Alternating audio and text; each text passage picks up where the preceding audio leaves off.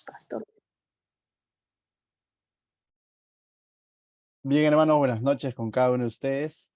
Vamos a continuar entonces con nuestro estudio del libro de Deuteronomio. Entonces vamos todos a Deuteronomio, capítulo 14. Estamos avanzando ya con este libro. Tenemos ya algunos meses, ¿no? Estudiando el libro de Deuteronomio. Bien, hoy vamos a ver el capítulo 14. Entendamos que en todo momento, a partir de los capítulos anteriores, Moisés, que está enseñando a esta segunda generación, que no fue la que necesariamente salió de Egipto, sino son los hijos o los que eran niños cuando salieron de Egipto. Moisés le estaba volviendo a dar las instrucciones que en algún momento ya había dado cuando estaban en el monte Sinaí, 39, 40 años atrás, ¿no? A los padres. Eso lo podemos ver registrado en el libro del Levítico. Aquí va a volver a repetir nuevamente y nuevamente va a volver a enfatizar a esta segunda generación, y básicamente la idea es de que ellos sean un pueblo santo, es decir, un pueblo diferente cuando estén ya en la tierra prometida. Da por hecho, da por sentado de que ellos van a ingresar a la tierra prometida. No es una probabilidad. Para Moisés, para Dios, es un hecho de que ellos van a ingresar a la tierra prometida y les está diciendo qué es lo que deben de hacer y qué es lo que no deben de hacer. Y en ese sentido, este capítulo va a hablar instrucciones para el pueblo de Israel en cuanto a los alimentos y en cuanto a los impuestos o el famoso diezmo, ¿no? Entonces son instrucciones que va a dar nuevamente Moisés a esta generación en cuanto a lo que ellos deben de comer y en cuanto a cómo debe ser el tema del diezmo para ellos, ¿no? En cuanto a lo que ellos deben de comer, lo vamos a ver del verso 1 al verso 21 más o menos. Y del verso 22 al 29 vamos a ver principios en cuanto al diezmo, ¿no? Ahora, nosotros no somos el pueblo de Israel, pero sí podemos aprender de aquí verdades, principios en cuanto a los alimentos y en cuanto a los impuestos, que en últimas instancias que nos van a llevar a, a honrar a Dios sobre todo. La idea es no volver estos mandamientos, estas instrucciones que Dios está dando en un contexto para este pueblo, volverlo ley hoy en día para nosotros, porque no se trata de eso. La palabra es viva y eficaz y lo que sí podemos sacar de estas instrucciones son principios de cómo es que debemos de alinear nuestro corazón, tanto en el área de marcar la diferencia frente a un mundo caído y cómo es que debemos ser correspondidos con Dios también con el tema de quizás no llamarlo diezmo, pero sí el Nuevo Testamento habla bastante sobre las ofrendas voluntarias, del cual vamos a hablar más adelante también, ¿sí? Entonces, vamos del verso 1 y 2, es una especie de introducción antes de que dé las instrucciones en cuanto a los alimentos. El verso 1 y 2 les va a mostrar primero qué son ellos y por qué es que devienen y por qué es que les da estas instrucciones, ¿no? Mira lo que dice el verso 1, dice: hijos sois de Jehová vuestro Dios, no os zanjaréis ni os raparéis a causa de muerto. Primero les recuerda que son hijos de Dios, y así es como Dios veía a este pueblo, ¿no? En algún momento en Éxodo vemos que le dice mi especial tesoro. En algún momento también vemos cuando en Números, cuando de pronto van al profeta Balán para que maldiga este pueblo y dice no me lo toquen, ellos es mi especial tesoro, ¿no? O sea, como así decirlo, mi engreído, ¿no? O sea, mi pueblo especial escogido por mí. Dios los veía así, ¿no? O sea, y Moisés aquí le está recordando, les está diciendo, ustedes son hijos de Dios. Ciertamente esto era una verdad para el pueblo de Israel. Luego, más adelante, Pablo va a aclarar que no todo israelita necesariamente es hijo de Dios o pueblo de Dios, sino el israelita que tenía la fe puesta en lo que Dios decía, o el israelita que tenía fe en el Mesías que Dios iba a enviar a su pueblo. Ese es el verdadero israelita, pero ciertamente aquí el llamado viene para todo el pueblo. A todo el pueblo lo está llamando a ser santos, a ser un pueblo diferente, y le está diciendo, ustedes son mis hijos. Y como ustedes son mis hijos, ahora Dios les está demandando algo, que sean distintos frente a los otros pueblos. Dios los ha escogido en su soberanía, en su gracia soberana, no por méritos, y porque Dios así lo quiso. Pudo haber escogido a los heteos quizás, pudo haber escogido a los egipcios quizás, pero a Dios le plació. Eso es la gracia soberana de Dios. Escogió al pueblo Israel, pero ahora les está dando una cierta de demandas. Estas demandas no son para que ellos sean pueblo, ellos ya son pueblo porque Dios los ha escogido, pero les dice, no os sajaréis ni os raparéis a causa de muerte. Y tú dices, una mala interpretación de este texto podríamos, y se ha sacado muchas veces malas interpretaciones de este texto, dice, no te puedes rapar la cabeza. ¿Por qué? Porque Deuteronomio 14:1 dice, no te raparéis. No, veamos el contexto. El contexto es de que este pueblo va a ingresar a la tierra prometida y no debe imitar acciones, costumbres que era característico de esos pueblos paganos y que lo que hacían, comían o se rapaban, lo que fuese, siempre tenía una connotación idólatra, siempre tenía una connotación de poder buscar así a los falsos dioses paganos, tenía una connotación de hacer un ritual. Entonces no es el mero hecho de raparse nada más, sino no os sajaréis ni os apartaréis, ni os raparéis, y ahí dice a causa de muerto, ¿no? Es decir, estos pueblos se solían rapar el cabello, o la parte delante del cabello, como parte de un ritual funerario pagano. Era una especie de ritual, ¿no? Como para que el Dios al de quien ellos creían de pronto reciba el alma del difunto y cosas como esas, ¿no? Entonces lo que Dios está diciendo, ustedes son mis hijos, ustedes son mi pueblo y no imiten esas costumbres, pero no está prohibiendo el mero hecho de raparse la cabeza nada más, ¿no? Entonces por eso vuelvo a repetir, un texto sacado fuera de contexto, de pronto van a crucificar y de pronto dice todo el que está rapado pecador, ¿no? Y no es así, o sea, no es así, ¿no? Entonces, verso 2, mire, dice, porque eres pueblo santo, y les da las razones, ¿no?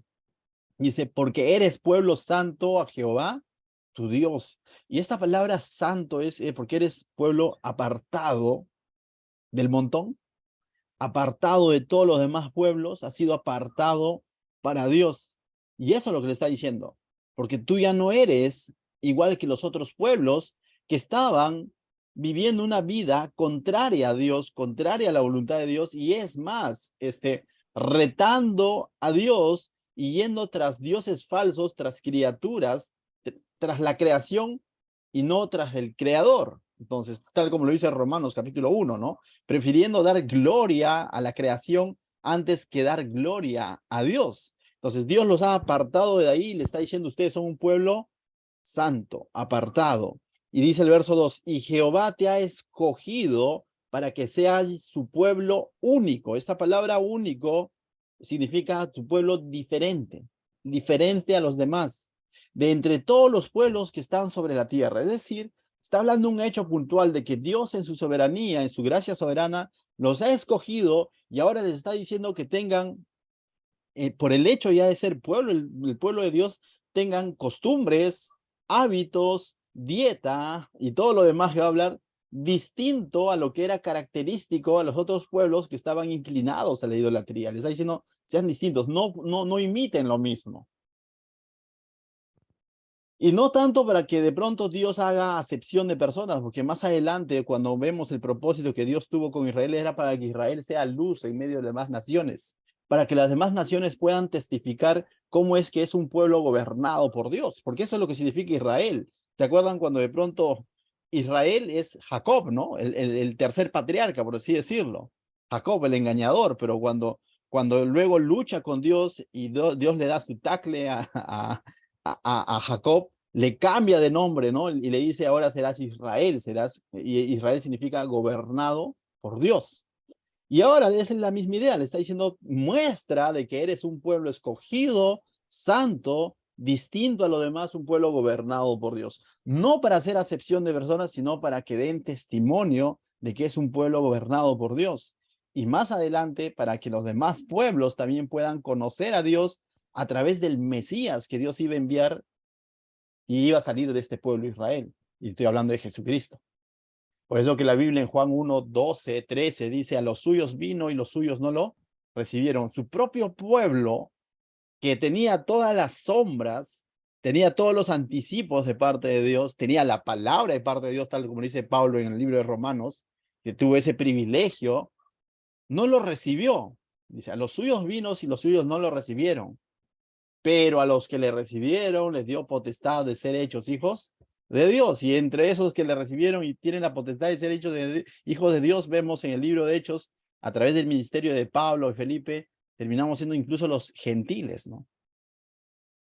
que no somos judíos, no somos israelitas, pero hemos creído en Jesucristo y como dice Pablo en el libro de Gálatas, por la fe somos hijos de Abraham.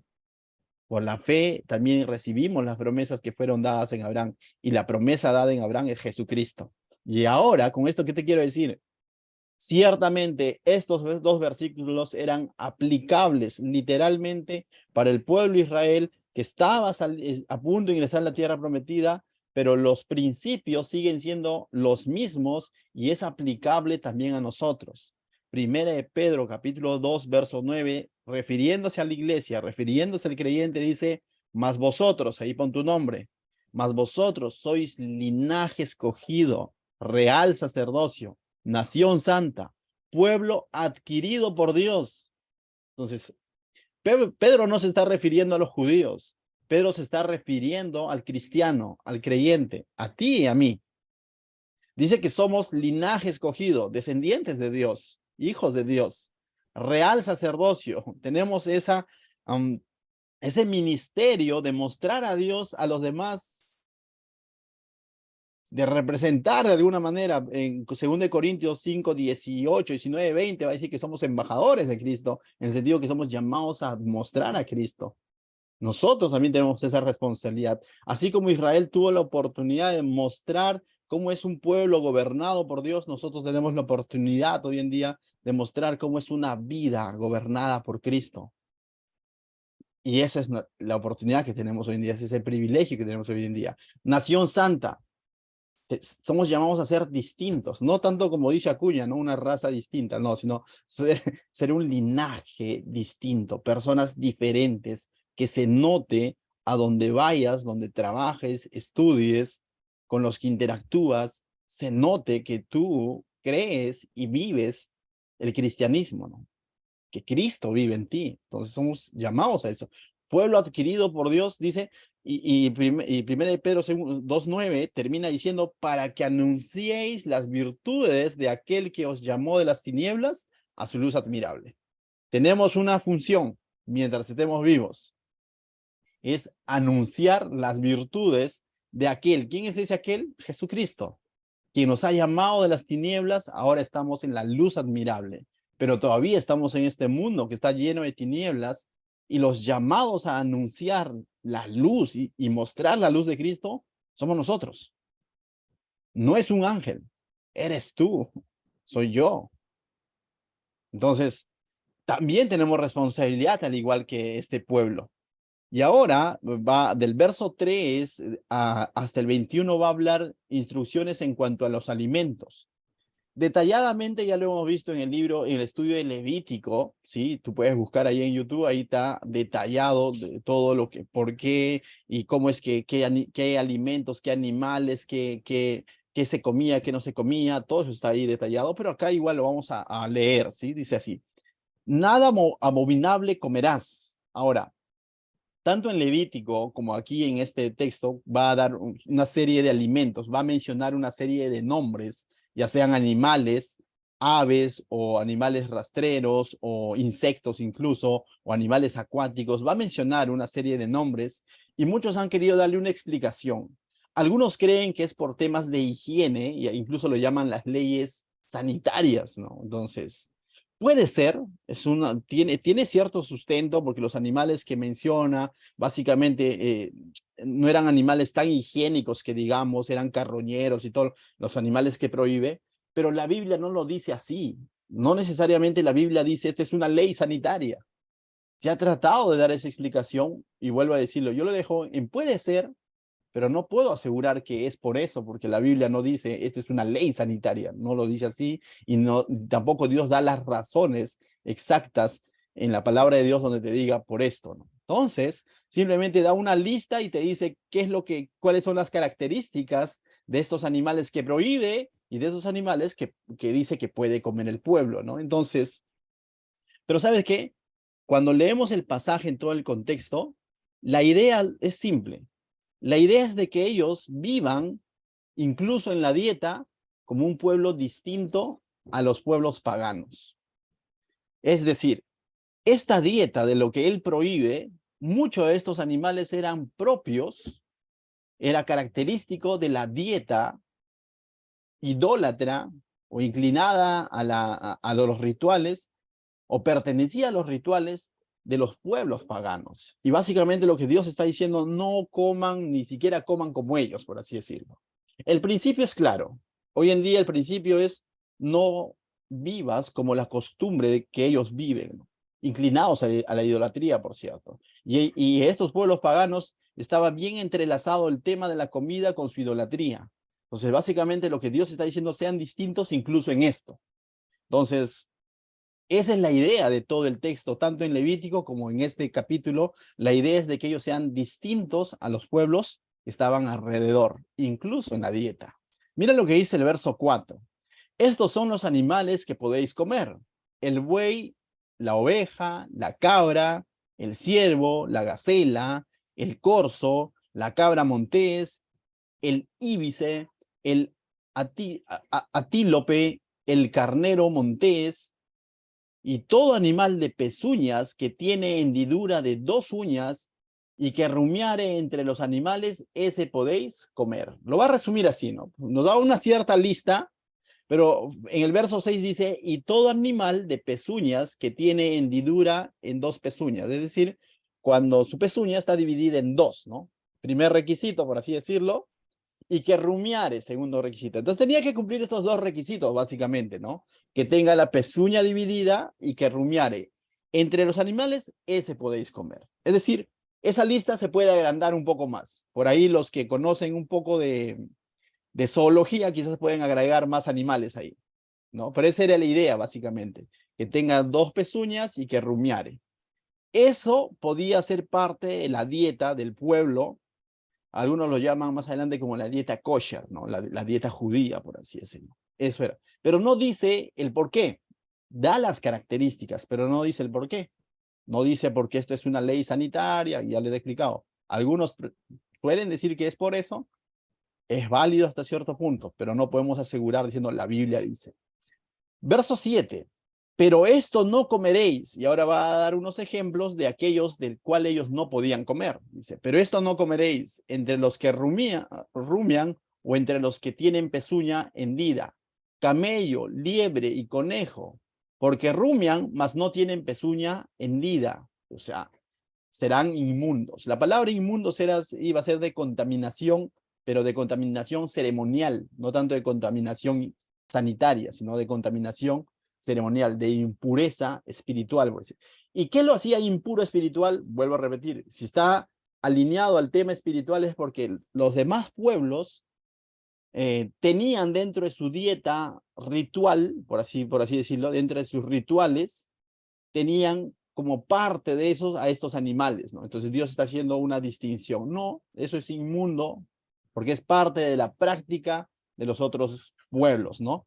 Dice, pero dice, si tiene un requisito, pero no tiene el otro, serán inmundos, ¿no? Como los que ha mencionado, dice, ¿no? Porque rumian, los que ha dicho, mas no tienen pezuña, dice. Entonces dice, 8. Ni cerdo, porque tiene pezuña hendida, o sea, pasaba el primer requisito, ¿ya? Mas no rumia, dice. Entonces, el hecho de que no rumie, entonces, os será inmundo también, ¿no? Eso es algo que no podía. De la carne de estos no comeréis, ni tocaréis sus cuerpos muertos. Entonces, es claro, ¿no? Porque eran parte justamente de los rituales de los pueblos paganos. Entonces, Dios le está diciendo, marquen distancia incluso con la dieta, incluso mediante la dieta, con esas costumbres paganas, ¿no? Que estaban inclinadas a la idolatría.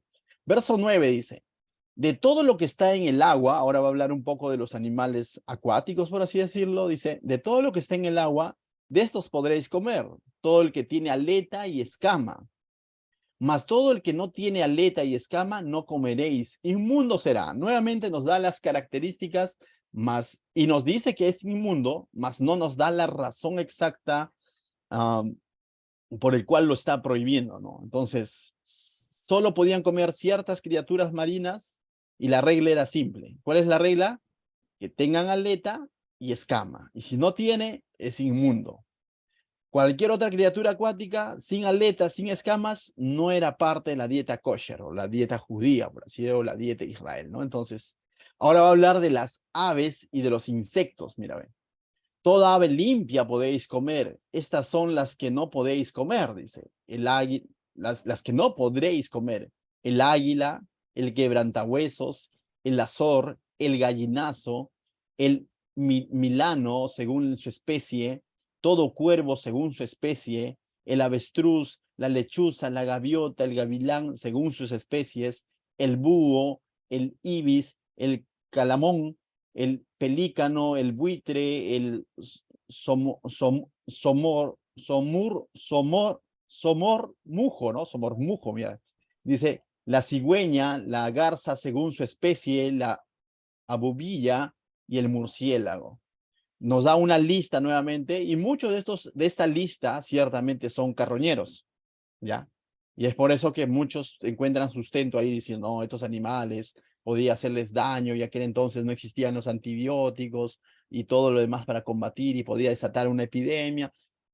Es válido, como te vuelvo a decir, ese comentario, pero no podemos asegurar, la Biblia dice, ¿no? Entonces, pero es interesante esos comentarios y por eso que algunos consideran como parte de la dieta y como parte de las leyes sanitarias, ¿no? Entonces, pero no perdamos el sentido por el cual Dios está diciendo que coman y no coman.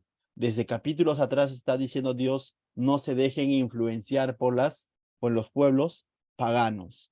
Entonces, el comentario más certero podría ser que ellos, incluso a través de su dieta, sean distintos a los pueblos paganos que incluían en parte de sus rituales estos tipos de animales, ¿no? Entonces, según el contexto. Verso 19 dice, todo insecto alado será inmundo, no se comerá, dice, toda ave limpia podréis comer. Entonces, ahí les está diciendo que sí había que comer, no es que ellos no podían comer, ¿no? Y nosotros vemos ahí una lista grande quizás, pero la lista que podían comer era mucho más grande y ahí vemos también la bondad de Dios, o sea, no les está diciendo, ¿saben qué? Ustedes prohibido todo y no van a poder comer y ahora el pueblo no sabía qué hacer porque no iba a haber escasez. No está diciendo eso. Todo lo que sí podían comer, esa lista era mucho más extensa, ¿correcto? Entonces ahí vemos la bondad de Dios. Verso 21 dice, ninguna cosa mortecina comeréis. El extranjero que está en tus poblaciones la darás, y él podrá comerla o venderla a un extranjero, porque tú eres pueblo santo a Jehová Dios. No cocerás el cabrito en la leche de su madre. Este último versículo nos da un indicio más claro, quizás, para justamente eh, asegurar de por qué es que Dios les estaba prohibiendo o estaba incluso dando instrucciones en cuanto a su dieta. Uno, los animales o ninguna cosa mortecina significa todo aquel animal que muere por otra causa que no sea el hecho de matarlo para comer. Pudo haber sido sacrificado a un ídolo, pudo haber muerto ahogado, pudo haber muerto por una enfermedad. Entonces eso era una cosa mortecina. Y Dios le está diciendo, eso no comas, ni por necesidad, ¿no? Entonces, porque eso, tú no sabes qué se ha hecho con ese animal, me dejo entender. O sea, ¿qué ritual se pudo haber hecho con ese animal? O no sabes, y ahí también es válido decir, ¿no? O tú no sabes la enfermedad que te puede causar eso, ¿no? También es válido decir hasta ese punto, ¿no? Entonces Dios le está diciendo de que no coman ese animal que murió por alguna enfermedad o por cualquier otra causa que no fue directamente voy a matar mi ovejita para comer, ¿no? Sino ya está muerto de por sí y esa cosa mortecina no debes de comerlo. Pero es interesante en la última parte cuando dice, no cocerás el cabrito en la leche de su madre. Es interesante. Y tú dices, ¿y por qué les dice eso? Porque era parte nuevamente de los pueblos vecinos a Canaán y los mismos que estaban en Canaán, era parte de su ritual, por ejemplo, de su ritual de la fertilidad, era parte hervir justamente un cabrito en la leche de su madre y luego consumir eso pensando que eso los va a hacer más vigorosos, que eso les va a dar fertilidad. Y era parte eso de un ritual a un dios pagano. Y pensando que así ellos van a ser más fértiles, ¿no? Entonces, Dios aquí sí especifica incluso ese hecho, y eso ya se conoce por historia, que eso era parte de estos pueblos, ¿no? Era un ritual conocido como el ritual de la fertilidad. Entonces está diciendo, eso no lo imites. Dios La Biblia es clara, dice, ¿no? Herencia de Jehová son los hijos. No necesitas por qué meterte en una idolatría pensando así ser más fuerte y todo lo demás para poder de pronto recién tener hijos. O sea, como esto yo no estoy diciendo que a aquellos que no lo pueden tener, no sigan tratando, yo no estoy diciendo que está mal seguir tratamientos, ¿no? Lo que estoy diciendo es de que estos rituales en el que ellos ponían su esperanza en estos dioses a través de estos rituales, eso no estaba bien, porque finalmente el que nos da la capacidad y hace el milagro es Dios. Hoy en día, como cristianos, debemos entender eso. A eso me refiero. Ahora, a partir del 22 va a hablar de los diezmos, pero quisiera aclarar algo en cuanto aquí a los alimentos, ¿no? Ciertamente, yo creo que la mayoría de nuestra iglesia que vienen estudiando tanto prácticamente ya estos 5 libros del Antiguo Testamento, tenemos claro que del Pentateuco, de estos 5 libros, podemos sacar principios bíblicos que siguen siendo vigentes, pero que también hay formas, hay leyes que Dios dio a su pueblo, hay fiestas, hay sacrificios que Dios demandó de su pueblo que se deben a un contexto y que muchos de esos eran sombras, pero que finalmente Jesucristo ya cumplió con cada uno de ellos y nosotros hoy en día no estamos atados a esas fiestas, ni a esos sacrificios, ni a esos rituales que ciertamente eran hechos para Jehová, pero no estamos atados a eso. Y lo mismo sucede con la dieta. Uno podría decir, entonces, ¿puedo comer? No puedo comer chanchito, porque por ahí estaba en la lista, ¿no? Estaba en la lista. ¿Lo como o no lo como? Y justamente una mala interpretación de esos textos, sacados fuera de contexto, se han hecho leyes que tienen hoy en día a muchos cristianos ahí, ¿no? Diciendo, ¿puedo comer? No puedo comer, ¿no? Y eso ocurría incluso en los tiempos de Pablo. Pablo lo explica en su carta a los Romanos, en Hechos capítulo 15 también vemos un poco de eso, en Corintios también vemos un poco de eso, donde ciertos cristianos se abstenían, pero al mismo tiempo juzgaban al que sí lo comía, y otro decía, no, ya ha sido limpio, comía, y de pronto condenaba o menospreciaba al que decía, yo no puedo comer, y Pablo aclaró toda esa situación. Yo te voy a mencionar hoy 2 pasajes claros donde la Biblia claramente nos hace libres de ese tipo de yugos que normalmente se ha puesto en ignorancia o en legalismo absurdo, ¿no? Mira lo que dice Mateo 7, verso 18. Si tienes ahí tu Biblia, puedes buscar Mateo 7, verso 18 y 19, y vamos a leerlo juntos. Jesús enseñando a sus discípulos, previo a ello Jesús estuvo también confrontando a los fariseos de la época, y mira lo que dice Jesús.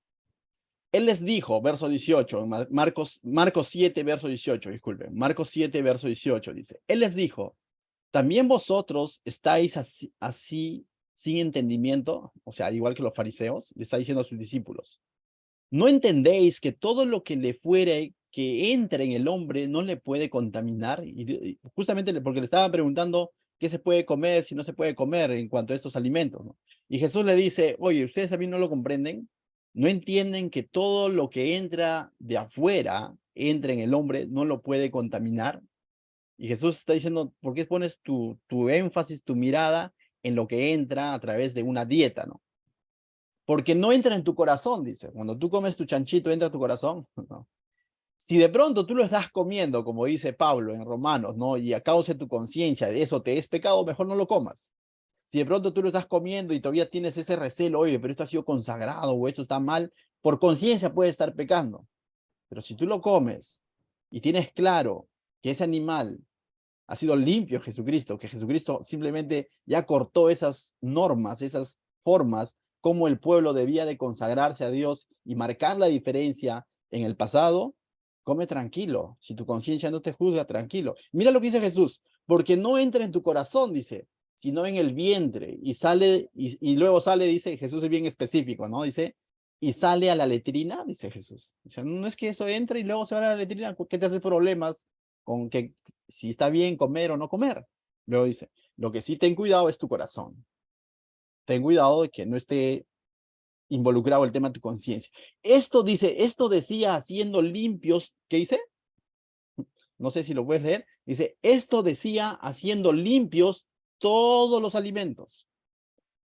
La palabra todos es todos. Esto decía haciendo limpios todos los alimentos. Se acabó el asunto. Eso fue dado en un momento indicado, bajo una razón indicada, pero ahora tenemos a Jesucristo y Jesucristo hizo limpio todos los alimentos. Colosenses capítulo 2, versos 16 y 17. También aclara este punto. Dice, por tanto, nadie os juzgue en comida o en bebida, o en cuanto a días de fiesta, incluye incluso los días de fiesta, el Shabbat y todo lo demás, ¿no? Dice, ni en cuanto a días de fiesta, luna nueva o días de reposo, todo lo cual es sombra de lo que había de venir, pero el cuerpo es de Cristo. Finalmente dice, todo eso fue sombra nada más. Fueron maneras como Dios trató a su pueblo, pero finalmente todas esas sombras dejaron de ser sombras porque ahora tenemos frente a nosotros a Jesucristo. Nosotros no celebramos hoy en día la Pascua. Y si algunos suelen celebrarlo, pero no lo celebran como una esperanza de que si no lo hago estoy en pecado. Nosotros no celebramos hoy en día fiesta de las cosechas, de las primicias. No somos, primero que no somos judíos.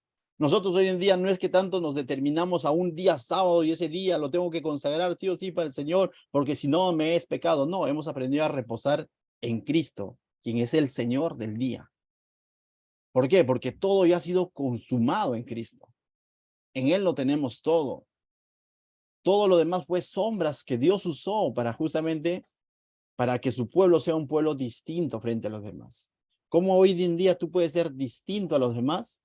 Siguiendo las pisadas de Jesucristo, siguiendo las pisadas del Maestro. El mismo Señor Jesucristo fue muchas veces cuestionado porque un día de reposo sanó un paralítico.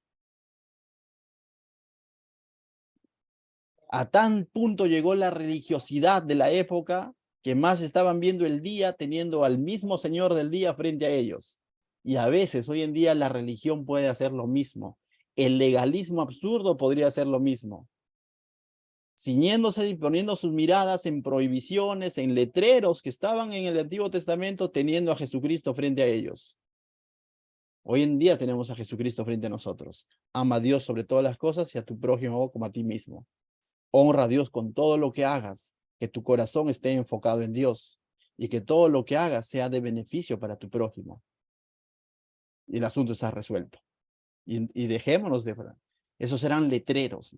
Cuando tú te vas a provincia, ahí está, por ejemplo, a Luis Bolaños es chiclayano, ¿no? Te vas a provincia, los que han viajado alguna vez, tú en la ruta encuentras muchos letreros. Cuando yo me voy al norte, antes de pasar a Barranca, no, pasando Barranca, Pativilca, antes de pasarme a Guarmey, encuentro un letrero donde dice Huaraz, dice.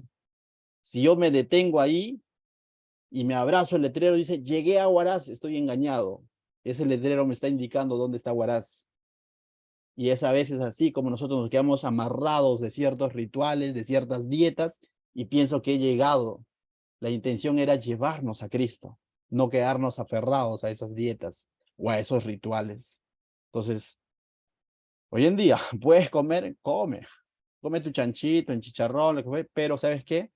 Cuida tu corazón. Cuida tu corazón y sobre todo, eso es lo que contamina, lo que entra al corazón, no lo que entra al estómago, porque eso, como dijo Jesús explícitamente, va a ser desechado. Pero aun cuando tú comas, bendícelo y dale gracias, porque todo alimento lo ha provisto ¿quién? El Señor. Ora, bendícelo y pa'lante, ¿no? Bien, ahora del verso 22 al 29 va a hablar en cuanto al diezmo. Otro punto cuestionado, otro punto que se ha usado muchas veces para esclavizar al cristiano, se ha usado muchas veces para decir, estás en pecado. Y otro punto en el que muchas veces se ha sacado el texto de Malaquías 3 fuera de contexto y dice, no le robes a Jehová tu Dios. Es decir, si tú no diezmas, le estás robando a Dios, estás en pecado. Y me he enterado cosas incluso a través de estos años donde era un requisito para que pueda ser bautizado. No lo encontramos en la Biblia, pero así lo habían puesto en su iglesia. Si tú no diezmas durante un año, hermanito, no podrás ser bautizado. Si tú no diezmas, no puedes participar de la Santa Cena. Y lo digo con un poco de humor, pero en realidad me indigna cuando escucho testimonios como esos, porque no son nada bíblicos. El diezmo es bíblico, sí, antiguo testamentario, y lo creemos y lo abrazamos, pero no podemos ponerlo como una ley a la iglesia diciendo que si tú no haces eso estás mal. Si la iglesia lo practica porque así han convenido, mas no se los impone a los hermanos como una regla, una ley, y si no lo hacen están en pecado, pero la iglesia ha convenido en practicarlo como parte de su ofrenda al Señor, bienvenido, o sea, dale. Pero que no sea un tema que los mantenga atados a decir, estoy en pecado si no lo hago, porque la Biblia no nos enseña de eso. Si tú como persona, como creyente, dispones en tu corazón y dices, yo quiero diezmarle al Señor, hazlo, pero no lo hagas como una atadura, hazlo porque con un corazón agradecido y para adelante. Lo malo es cuando de pronto se ha puesto como un legalismo y se dice, porque la Biblia dice tal, tal, fuera de contexto nuevamente, como pretexto para poder imponer cosas. Ahora, con esto no es que estoy en contra, entonces, ¿saben qué? No ofrendemos al Señor. No, la Biblia nos enseña principios mucho más claros. En algún momento me invitaron a compartir una iglesia sobre el diezmo, ¿no? Hicimos 2 domingos para explicar sobre el diezmo y básicamente resumimos en lo siguiente. Si el pueblo de Israel tenía que diezmar por todo lo que Dios literalmente les estaba dando, tierra donde fluye leche y miel. Entonces Dios les estaba dando el 90% y le estaba diciendo el 10% si me lo separas cada año. Mira, esa es la idea del diezmo. ¿Sabes qué, pueblo de Israel? Estás en nada, estás en el desierto. En Egipto estuve mejor, no, estabas peor porque eras esclavo, ni sueños podías tener. Pero ahora yo, literal, Dios le dice, ¿no? Te voy a hacer ingresar a una tierra prometida donde te voy a dar 90, pero 10 me lo vas a apartar. Dime, ¿podría ser carga eso? No, gracias, Señor, porque no, si hubiese sido al revés, igual hubiese estado agradecido con Dios, ¿no? 90 para Dios, 10 para mí. Pero ¿dónde se vuelve el problema? Cuando el hombre piensa que 100 es de él y darle 10 a Dios le cuesta. Y no comprende que 90 Dios se lo está regalando y 10 sepáramelo. Otra cosa, ¿no? Pero si el pueblo de Israel tenía que corresponder a Dios con ese 10% por todo lo que Dios les estaba dando, yo hago una pregunta siempre al cristiano, ya no al pueblo de Israel, sino al cristiano. ¿Cuánto te ha dado Cristo?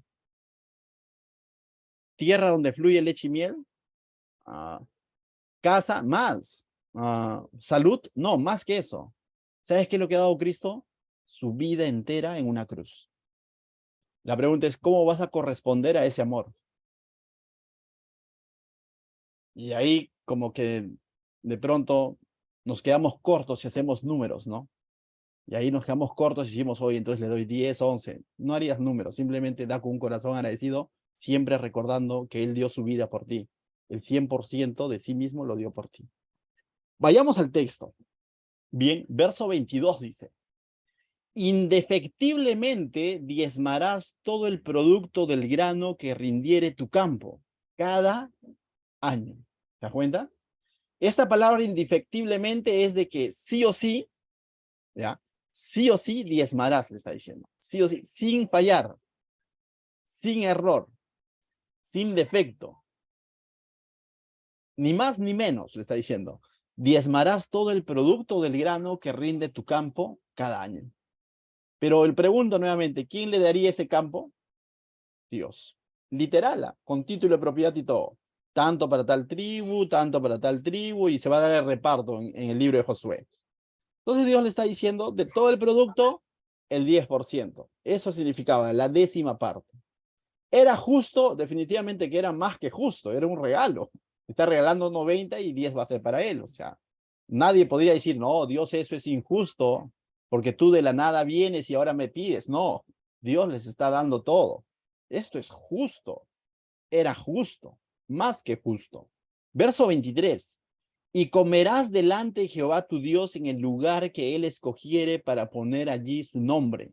Esto de comerás en el lugar, delante de Dios, lógicamente se está refiriendo al tabernáculo, ¿no? En el lugar que él escogiere, más adelante el templo, ¿no? Pero se está refiriendo de que estos diezmos debían ser entregados, no solamente, ¿sabes qué? Ahí te mando, ¿no? Sino debían ser entregados en un contexto de coinonía con Dios, porque el comer delante de Dios implica eso para la cultura judía. El comer con alguien implica comunión, implica intimidad, amistad.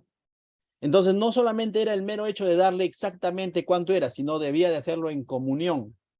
Y esa comunión involucraba, más adelante vamos a ver, alegría, gozo, es decir, buena actitud. Y eso involucraba decir, estoy de acuerdo y por eso lo traigo y como delante de mi Dios. Y en el lugar donde Dios indicaba, ¿no? Es donde estaría el tabernáculo. Mira, y comerás delante de Jehová tu Dios en el lugar que él escogiere para poner allí tu nombre. El diezmo de tu grano, de tu vino y de tu aceite, las primicias de tus manadas y de tus ganados, para que aprendas a temer a Jehová tu Dios todos los días. Esta palabra para que aprendas a temer a Jehová tu Dios todos los días es para que mantengas vivo tu honra a Dios todos los días, para que mantengas latente en tu mente y en tu corazón que Dios es el que te ha provisto todo lo que ahora tienes.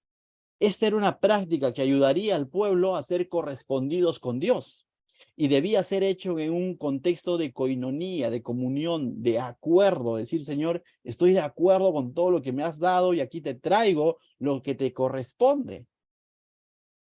Y estoy en coinonía con Dios. No tanto era, Señor, ahí te mando mi ofrenda, pero no quiero congregarme. Como hoy en día a veces se hace eso, ¿no?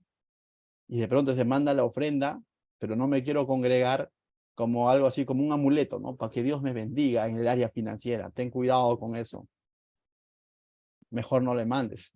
Dios quiere tu vida antes que tu ofrenda. Volviendo al contexto, era para que ellos mantengan latente de que Dios es el que traía todas estas provisiones. Ahora, uno podría decir, oye, ¿y si vivía lejos? ¿Va a traer su grano cargado desde lejos? ¿Su ganado desde lejos? ¿Tendría que traer todo eso? Difícil, ¿no? O sea, si vivían lejos, porque iba a ser un lugar indicado donde ellos debían de llevarlo, el tabernáculo, y más adelante, después de Salomón, en el templo, ¿no? Pero el que vivía lejos, Dios incluso va a dar, por así decirlo, una concesión para los que viven lejos. Y mira lo que dice el verso 24. Pero al mismo tiempo, antes de leerlo, esto implicaba que Dios deseaba y estaba permitiendo que todo el pueblo, sin excepción, sea partícipe de esto. ¿Te das cuenta? Al poder dar esta concesión de que los que viven lejos, Dios está interesado no solo que los que estén cerca puedan ser parte de este privilegio, porque debía ser como un privilegio, no tanto como una obligación. Entonces Dios estaba aperturando que los que viven lejos también no tengan interferencias para tener ese momento de honrar a Dios. Verso 24. Y si el camino fuere tan largo que no puedas llevarlo, dice, por estar lejos de ti el lugar que Jehová tu Dios hubiera escogido para poner en él su nombre, es decir, el tabernáculo, cuando Jehová tu Dios te bendijere, o sea, así tú estés lejos, igual Dios te va a bendecir, ¿no? Así tus tierras quedan lejos del templo, Dios iba a bendecir todo lo que él había prometido.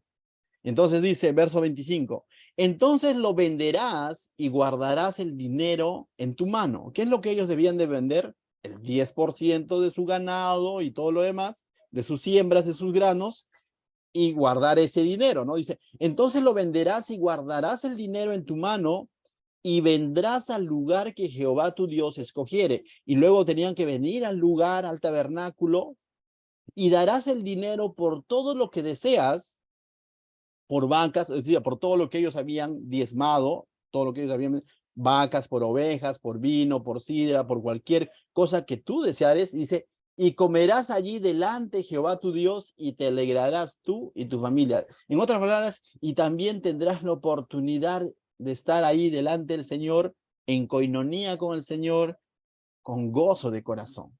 No podría ser sinónimo de tristeza ni de carga el hecho de ir y llevar mis diezmos que honrarían a Dios, que sería mi muestra de agradecimiento con Dios, no podría convertirse en una carga, sino en un deseo de estar en comunión con Dios y en gozo con el Señor, ¿no? Entonces, ¿te das cuenta?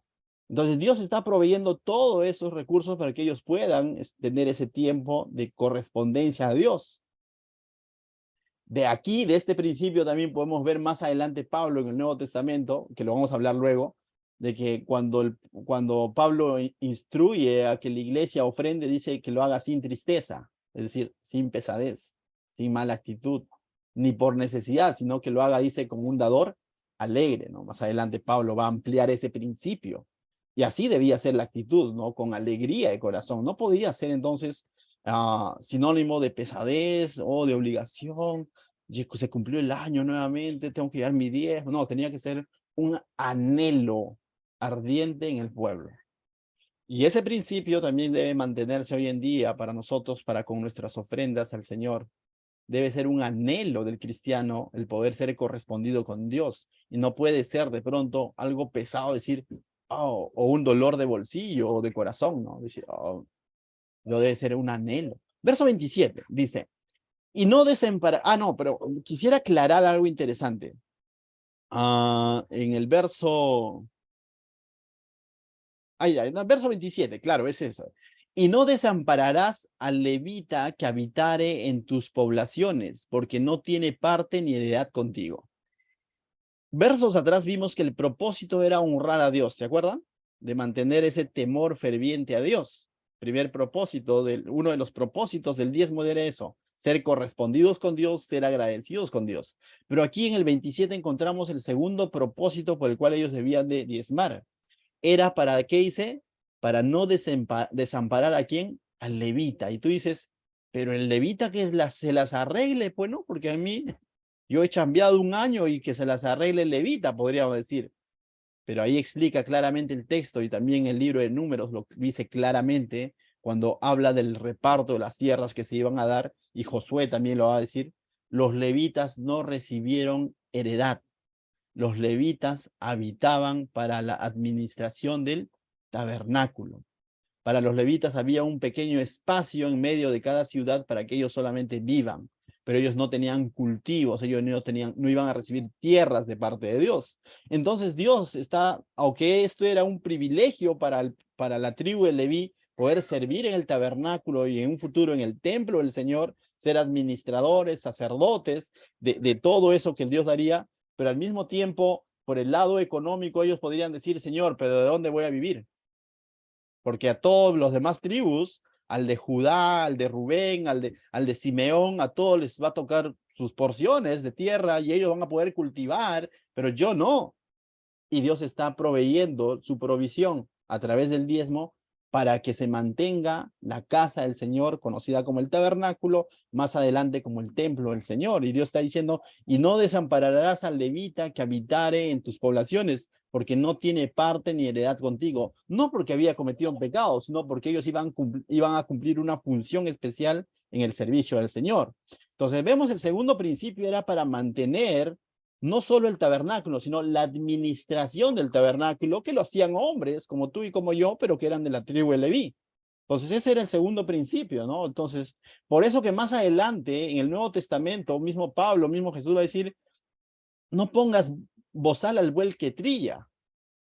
Y más adelante Pablo va a decir, porque es lícito, en Corintios, primera carta enseñó, ¿no? Es lícito que el obrero sea digno de su salario, que el que expone el evangelio viva el evangelio, y eso suena quizás un poco abierto, un poco duro, decir, ¿cómo? No está diciendo que haga negocio con el evangelio, pero dice viva el evangelio. Por eso que también va a decir Pablo en Timoteo, cuando habla sobre los obispos, que son dignos de doble honor. O sea, son principios que no vienen porque Pablo se los ocurrió, sino que venían desde el Antiguo Testamento. Y Pablo, por eso que va a enseñar de que era su derecho, pero él renunció, ¿no? Él renunció ciertamente, pero ahí vemos claramente que uno de los principios era sostener la casa del Señor, y eso involucraba la familia de los levitas. Dos principios por el cual Dios demandaba el diezmo: para que honren a Dios; segundo, para que mantengan y sostengan la casa del Señor, y eso implicaba a los levitas. Pero nos va a enseñar un tercer principio por el cual el Señor pedía diezmo, verso 28.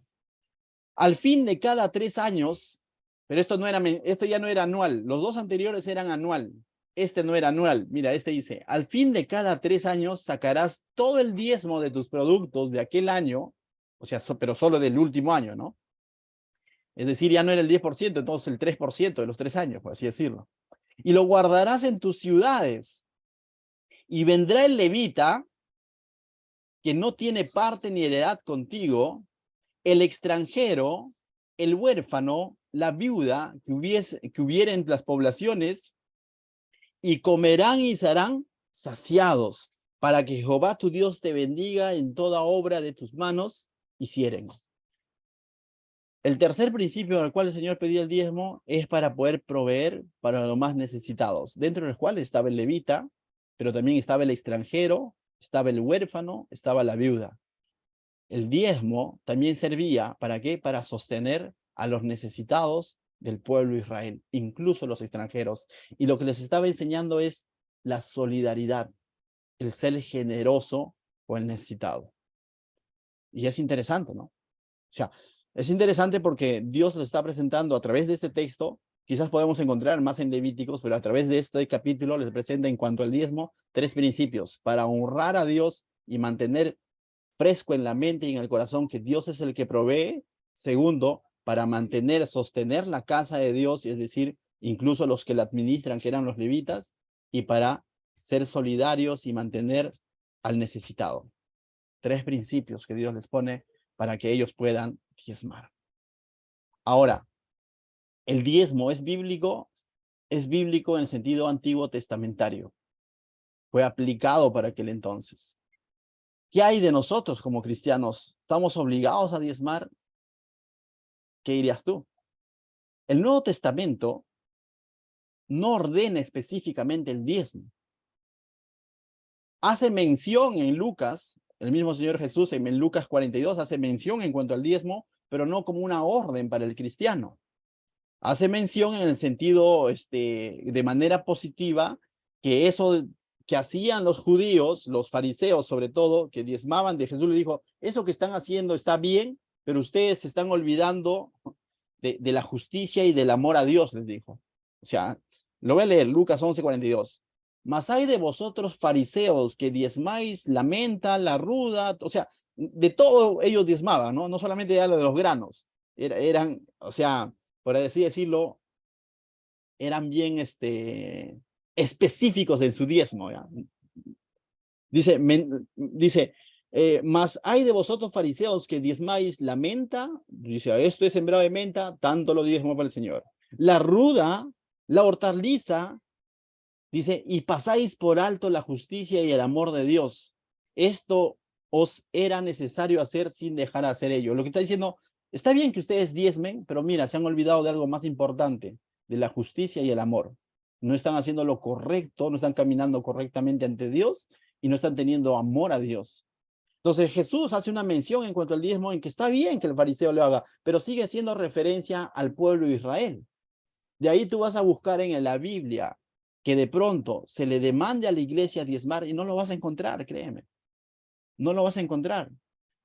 No vas a encontrar mención del diezmo en las cartas de Pablo, en las cartas universales, no lo vas a encontrar.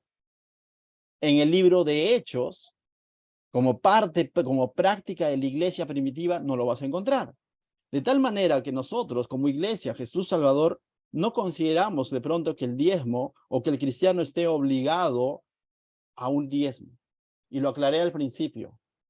Si tú, como convicción personal, dices, como parte de mi ofrenda, yo dispongo en mi corazón, voy a diezmarle al Señor y sigo el principio bíblico, hazlo, pero también, si no lo haces, no lo veas, o al que no lo hace, no lo veas como pecador, porque la Biblia no dice que sea un pecador si que no diezma a un cristiano. Si tú en tu convicción quieres hacerlo, hazlo, ten toda esa libertad. Amén. Ahora, es interesante, pero también es importante entender el siguiente, ¿no? El diezmo no es un principio que nació en la ley mosaica, por ejemplo.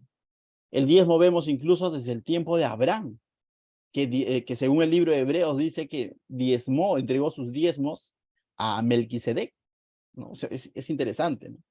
También vemos a Jacob que hace una promesa del diezmo en el libro de Génesis, para hacer una promesa.